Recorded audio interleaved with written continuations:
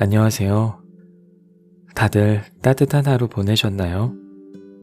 차가운 겨울바람이 마냥 싫기만 하다가도 문득 어린 시절 할머니가 정성스럽게 구워주신 군고구마가 생각나기도 합니다. 뜨겁던 고구마를 양손에 이리저리 옮겨가며 호하고 불 땐 마음이 따뜻하기만 했죠. 유년 시절 할머니가 돌아가실 때 처음으로 마주한 죽음. 오늘 같은 날이면 사람은 떠난 후에도 마음속에 따뜻한 온기를 남긴다는 생각을 해봅니다. 오늘 소개해드리는 책 떠난 후에 남겨진 것들에는 유품정리사라는 직업을 가진 작가님의 이야기를 담고 있는데요. 25년간 1000번이 넘는 죽음을 마주한 그가 담담하게 적어 내려가는 이야기는 마음을 울컥하게 하기도 삶의 덧없음을 느끼게도 합니다. 하지만 죽음을 잠시 상상하는 것만으로도 현재의 삶이 얼마나 소중한지 깨닫는 시간이 될 것입니다.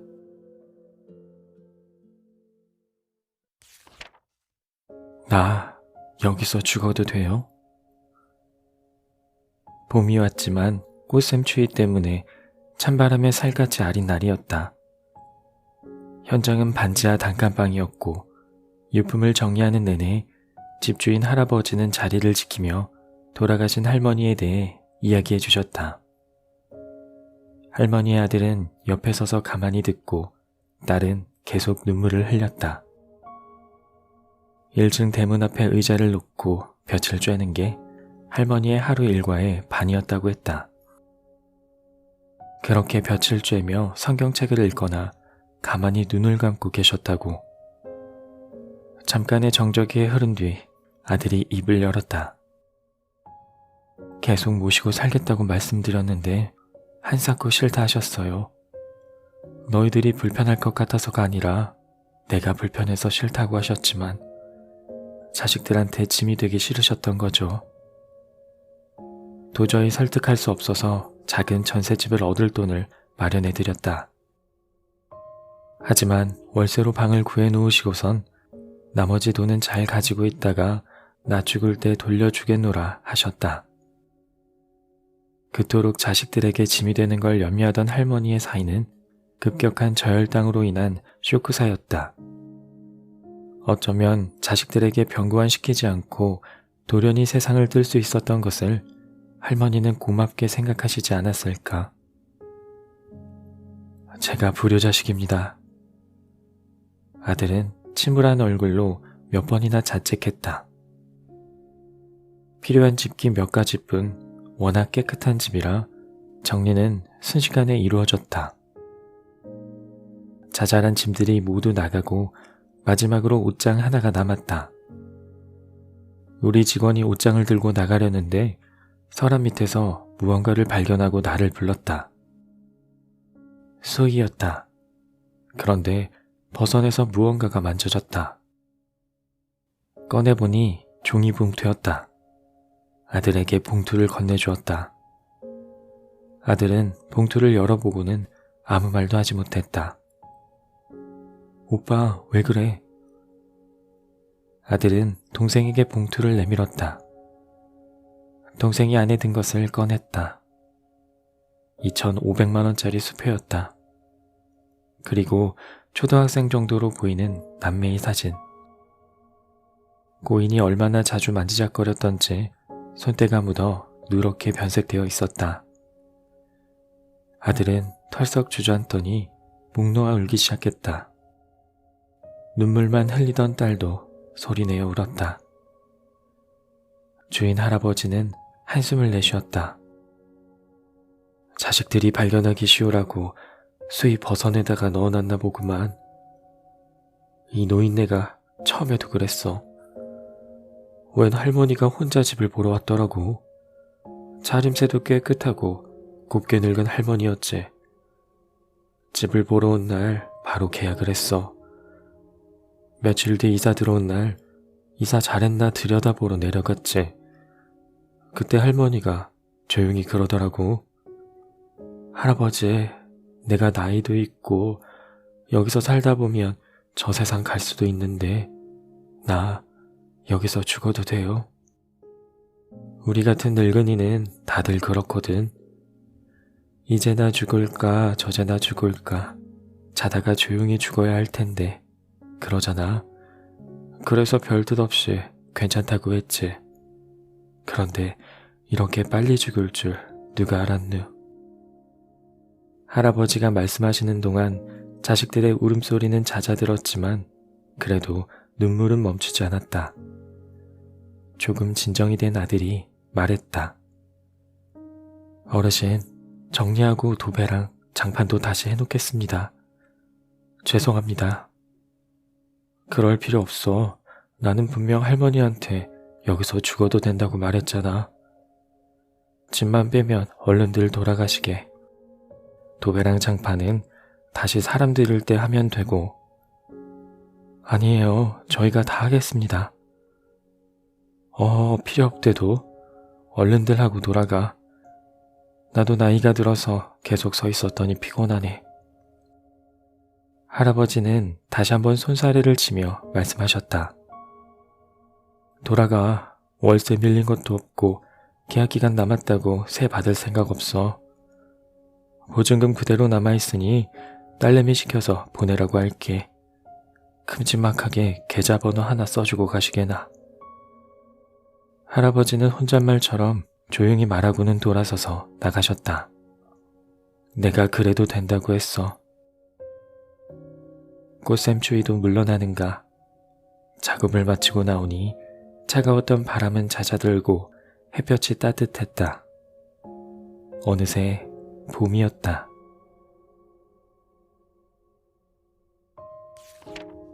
자식을 향한 작은 바람. 무엇이 그리 급했던 것일까?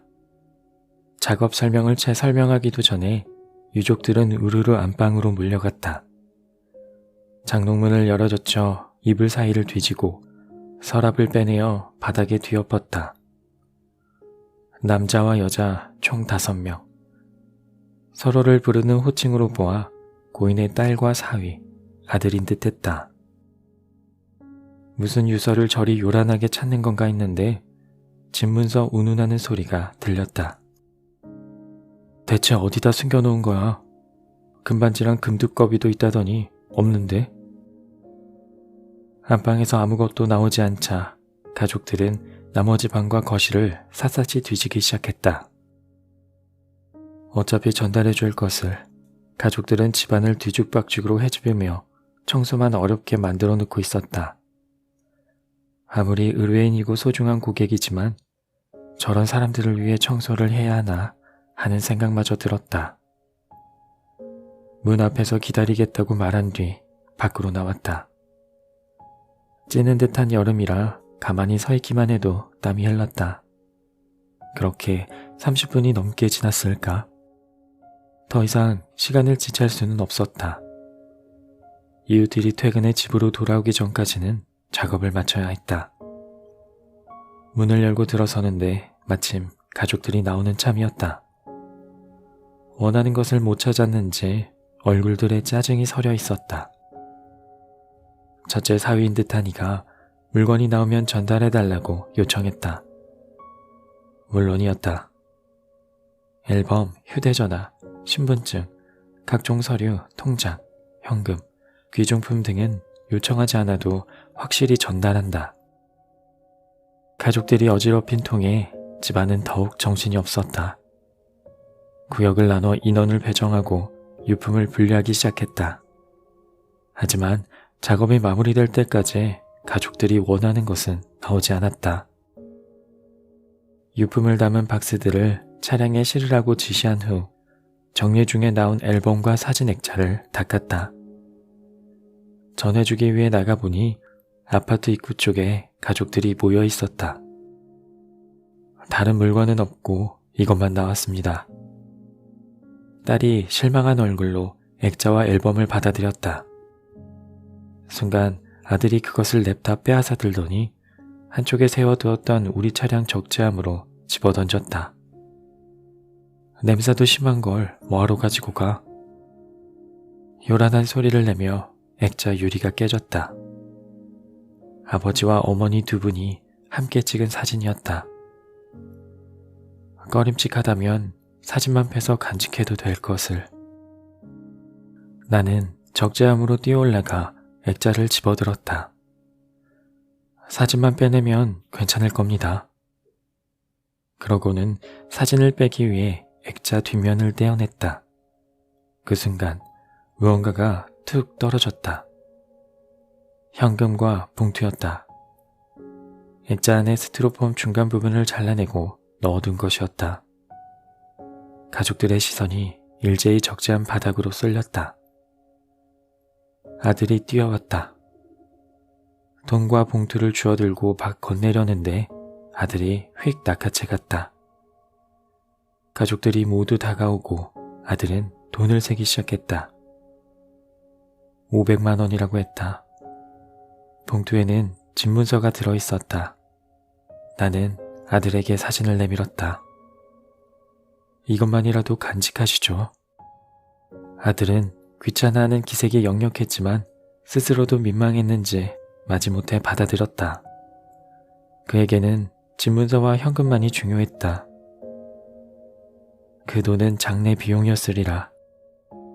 죽는 순간까지 남겨진 자식들을 걱정하는 것이 부모다. 부모의 사진을 버리리라고는 생각하지 못했기에 현금과 집문서를 액자에 넣어 놓았을 것이다. 그러나 자식들은 고인의 사진을 더도 덜도 아닌 쓰레기 취급했다. 아버지가 홀로 살다 돌아가시고 20달이 지나서야 그 사실을 알았는데 누구 하나 슬퍼하지 않았다. 고인의 시신을 처음 발견한 곳도 자식이 아닌 옆집 할아버지였다.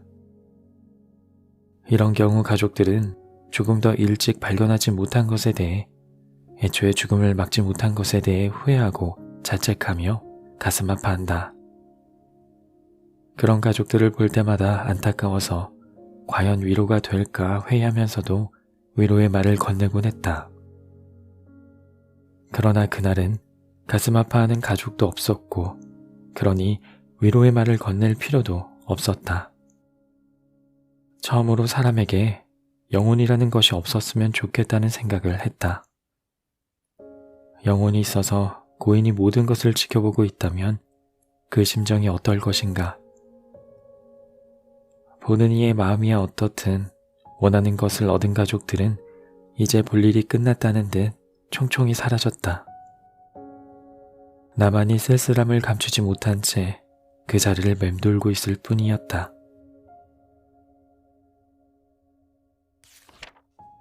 화장실에 놓인 국화 한 송이. 어린 내가 누군가가 죽음을 맞이할 때마다 어른들은 아름다운 말씀을 해주셨다. 천사를 만나러 멀리 하늘나라에 가셨단다. 이젠 이곳에는 못 오시지만 그곳은 몸도 마음도 아프지 않은 나라라서 행복하실 거야. 덕분에 나는 죽음에 대해 부정적인 인상을 갖지 않고 성장할 수 있었다. 장례 지도사 일을 하게 된 것은 우연이었지만 죽음을 다루는 직업이라고 기피하지 않았던 것에는 이런 배경이 작용하지 않았나 싶다. 그러나 수년 동안 죽음과 근접한 현장에서 일하며 알게 된 것은 어릴 적 어른들이 해주었던 말처럼 죽음이 아름답지만은 않다는 사실이었다. 그렇다고 추한 것도 아니다. 죽음은 그저 자연의 한 조각일 뿐이다. 꽃은 꽃대로, 벌레는 벌레대로 그저 존재한다. 장미가 아름답고 송충이가 징그러운 것은 우리가 선입견을 갖고 그렇게 생각하기 때문이다. 실상은 그 무엇도 아름답거나 추하지 않다. 삶과 죽음도 마찬가지다. 가족을 잃은 사람들을 보며 우리는 함께 눈물을 흘리고 애도하고 위로의 뜻을 표한다. 뉴스에 나오는 사건들을 보며 진심으로 슬퍼하고 안타까워하고 분노하는 것도 같은 마음이다. 자식 잃고 무슨 힘으로 살아갈까? 얼마나 힘들었으면 가엾어라. 저런 파렴치한 같으니. 그러나 바로 이웃에서 그런 일이 일어나면 사정이 달라진다. 우리 아파트에서 흉흉한 사건이 일어났다고, 옆집에서 사람이 죽었다고 불쾌해하고 재수없다고 말한다. 죽음에 대한 불쾌함은 그것을 처리하는 사람에게까지 확장된다.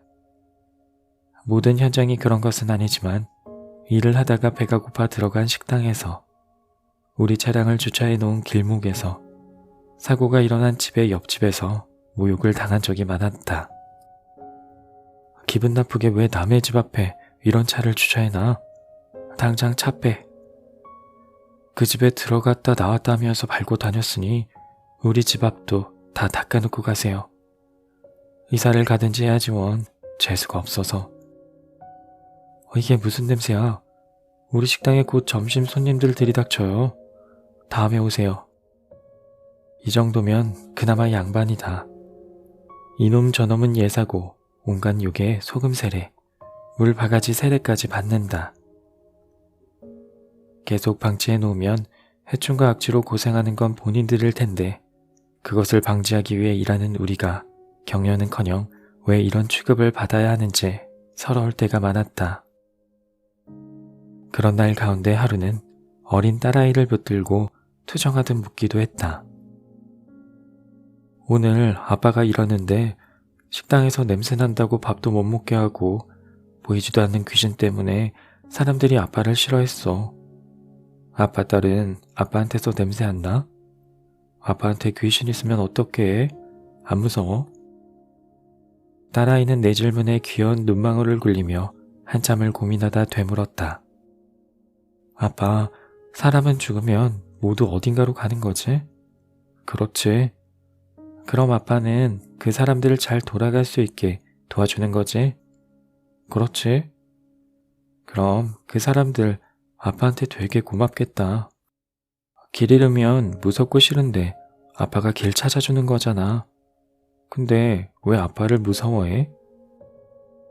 딸아이의 말에 아무 말도 할 수 없었다.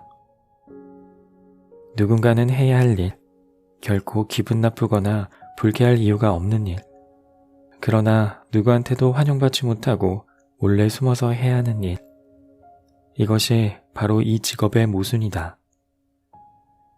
지금도 장례식장에서 조문을 하고 돌아온 가족에게 소금을 뿌리는 집이 있다고 들었다. 혹시 따라왔을지 모를 귀신을 물리치기 위해서라고 했던가. 죽음은 그렇게 두렵고 불쾌한 것으로 인식되어 왔다. 그러나 사랑하는 내 가족도 언젠가는 떠나보낼 날이 오고 나도 결국 세상을 떠날 것이다. 우리는 모두 죽게 되어 있다. 그것만큼 확실한 것이 또 있을까? 그냥 나보다 조금 먼저 떠난 이의 명복을 빌어주고 저런 일을 하는 사람들도 있구나. 그래, 누군가는 해야 될 일이겠지 라고 생각해주면 얼마나 좋을까. 그래서 국화를 들고 문 앞에 서 있던 그 여인이 아직도 잊지를 않는지도 모른다. 어느 고독사 현장이었다. 고인은 화장실에서 죽음을 맞았다. 발살바 효과로 인한 심장마비 때문이었다. 숨을 참거나 갑자기 힘을 줄 때 순간적으로 뇌의 산소 공급이 차단되어 의식을 잃는 현상으로 건강한 사람은 큰 문제가 안 되지만 혈관이나 심장 질환을 앓는 사람은 사망할 수도 있다. 한참 청소를 하는데 문 두드리는 소리가 들려 나가보니 흰 국화를 든 여인이 서 있었다. 옆집에서 왔다고 했다. 금방이라도 울 것 같은 표정이었다. 바로 이웃에 살면서도 몰랐어요. 너무 미안해서. 여인은 화장실로 들어가더니 눈물 한 방울과 꽃 한 송이를 놓아두고 갔다. 흔치 않은 일이라 더욱 놀랍고 감동적이었다. 나는 그 여인에게 고인을 대신해 말하고 싶었다. 기억하고 배웅해 주셔서 고맙습니다.